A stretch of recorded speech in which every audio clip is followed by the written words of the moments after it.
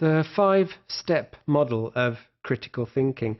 Let's look at each of these steps in turn.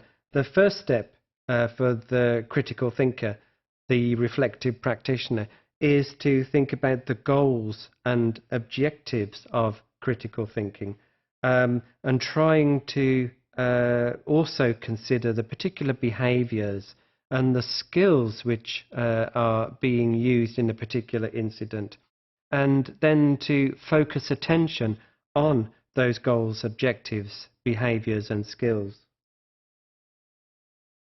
The second step is to look for answers in order to consider the situation from as many different viewpoints as possible. And looking for answers means asking questions. And the important thing for the critical thinker is to produce the right sort of questions. You only get good answers from good questions. So it's important to develop appropriate questions, and it can be very useful for the critical thinker to begin engaging in discussion with colleagues around these questions. Step 3 is to practice before you start any process of thinking through or assessing a situation. Choose what sort of activities you may want to use or which may actually promote active learning, and start to think how you might utilize different components of active learning within the classroom setting.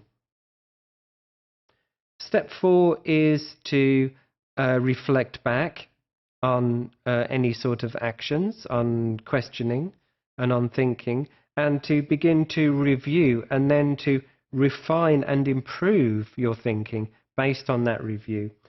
So it's very much about monitoring your activities in the classroom and thinking through why you are doing things in particular ways, collecting information, collecting feedback from others. It could be collecting feedback from students. And then step 5, this is using the feedback in order to assess the quality of learning in a particular situation. Reviewing feedback will help the critical thinker really think about the whole process from beginning to end, the questions that were asked, and the process of action. And the important thing is that this feedback is used to improve future action. It's important that the teacher, the critical thinker, realizes at this point that the instructional methods which they're using in the classroom are always driven by their own beliefs and values about how people learn. And it's through implementing a critical thinking process that the teacher, the critical thinker, the reflective practitioner can begin to address these particular beliefs and values and start to think about active learning in the classroom as a process that they can take control of and facilitate. And we can look at this 5-step model from a diagrammatic point of view, and here we can see the 5 steps clearly one after the other. Step 1, determining the learning objectives, clarifying the behaviors and the skills that the critical thinker brings to the classroom.